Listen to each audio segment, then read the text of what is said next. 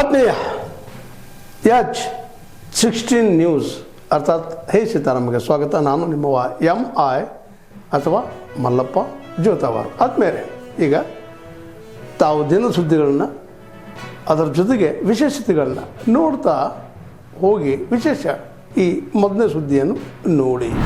ಭಾಳ ತೊಂದರೆ ಆಗಿದೆ. ಅದರಿಂದ ವಿಷ ಕುಡಿಯೋದೊಂದು ಕೊಟ್ಟಿದೆ. ಅವಿಂಕಲ್ ಹೊಡೆದ್ಬಿಟ್ಟಿದೆ. ಬೇಜಾನ್ ನ್ಯಾಯ ಆಗಿದೆ. ಇನ್ನೊಂದು ತಿಂಗಳಿಗೆ ನನಗೆ ದುಡ್ಡು ಬರೋದು.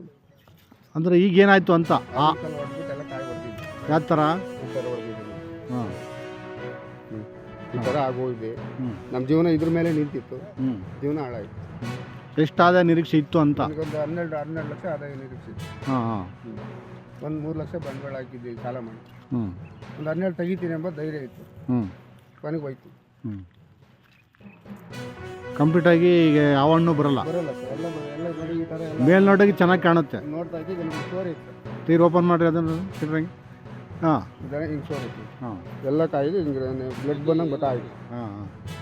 ಕಂಪ್ಲೀಟ್ ಆಗೋದು ಇನ್ನೊಂದು 2 ದಿನ ಹೋದರೆ ಹೋಯ್ತು. ಉದುರೋಗುತ್ತೆ. ಉದುರೋಗ್ತದೆ. ನೀರಲ್ಲಿ ತಿನ್ನಕ್ಕೆ ಬರಲ್ಲ ಅದು. ತಿನ್ನೋಕ್ಕೂ ಬರಲ್ಲ, ಅದನ್ನ ಮಾರೋಕ್ಕೂ ಬರಲ್ಲ. ಕಿತ್ತು ಕಡೆಗೆ ಹಾಕ್ಬೇಕು. ಸುಮ್ಮನೆ ವೇಸ್ಟ್ ಆಯಿತು. ವೇಸ್ಟ್. ಎಷ್ಟೋ ದಿನದ ಶ್ರಮ ಇದು ಅಂತ. ಇದು 5 ತಿಂಗಳು ಶ್ರಮ. 5 ತಿಂಗಳಿಂದ ಶ್ರಮ ಪಟ್ಟಿದ್ರಿ. ಇನ್ನೊಂದು ತಿಂಗಳು ಇತ್ತು ನಮ್ಗೆ ಫಲ ಸಿಗಾಕಿ. ಒಂದು 30 ದಿನ ಇದ್ರೆ ಸಾಕಿತ್ತು. ಆಯಿತು. ನಮ್ಮ ಜೀವನನೇ ಪಾವನ ಆಗುತ್ತೆ. ಲಾಸ್ ಆಗುತ್ತೆ. ನಮ್ಮ ನಾಡಿನ ಎಲ್ಲ ಪ್ರೀತಿಯ ಸಂಭ್ರಮದ ಕಾರ್ಯಕ್ರಮ ಬ್ರಹ್ಮಕಲಶೋತ್ಸವ. ಈ ಕಾರ್ಯಕ್ರಮದ ಆಮಂತ್ರಣ ಪತ್ರಿಕೆಯನ್ನು ಎಲ್ಲ ಗಣ್ಯರು ಬಿಡುಗಡೆಗೊಳಿಸಬೇಕಾಗಿ ಮಾಡಬೇಕು.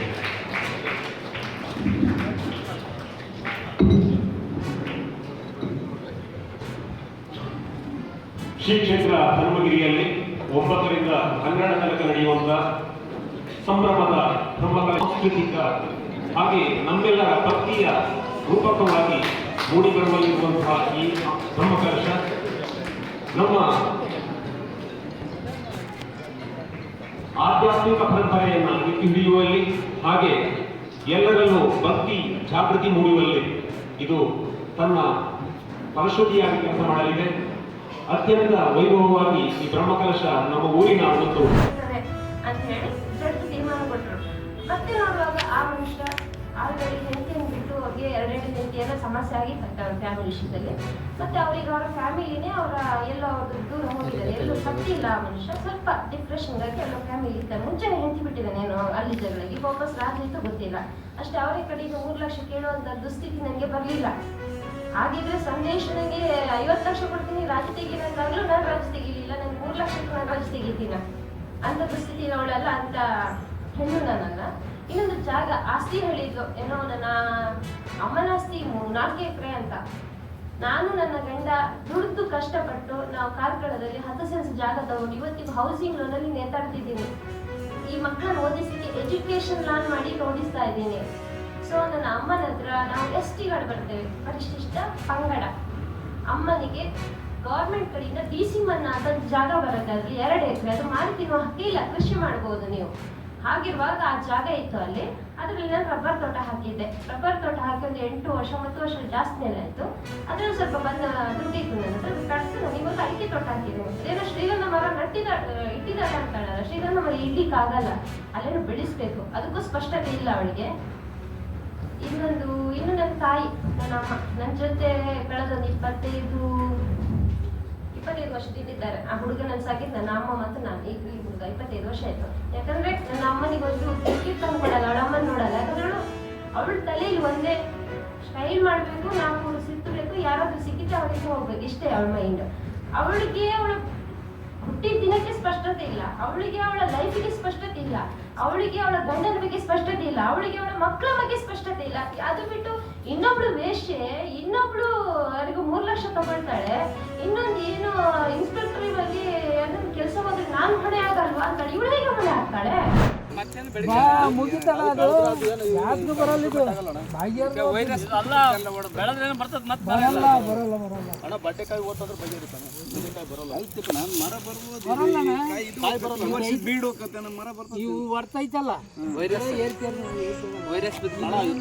ಇದರಿಂದ 20 ಐತಲ್ಲಣ್ಣ, ಕಾಯಿ ಸಣ್ಣಕ್ಕೆ ಬರ್ತೈತೆ, ಅದು ಕಾಯಿ ಅಲ್ಲ ಅವ್ರು ಮ್ಯಾಗಳ ಕಾಯೋಣ ಹೇಳ ಸಿಪ್ಪೆ ಎಲ್ಲ ಗುಂಜು ಗುಂಜು ಎತ್ತು ಬಿಡದ ಹೊರ್ತದೆ ಗುಡಾಳಿಗೆ ಭಾಳ ಬಿಡ್ತಾನ ಗುಡಾಳಿಗೆ ಬರೀ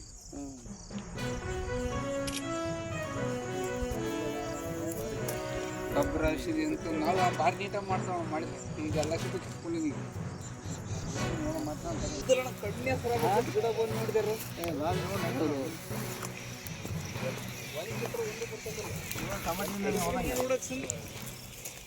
ಅಡಿಕೆ ಐತಲ್ಲ ಮಾಡಿದಲ್ಲ ಅದು ಅಡಿಕೆನೂ ಹೋಗ್ಯದ ನೋಡ ಅಡಿಕೆನೂ ಹೋಗ್ಯವ ಅದು ಅದು ಹೌದು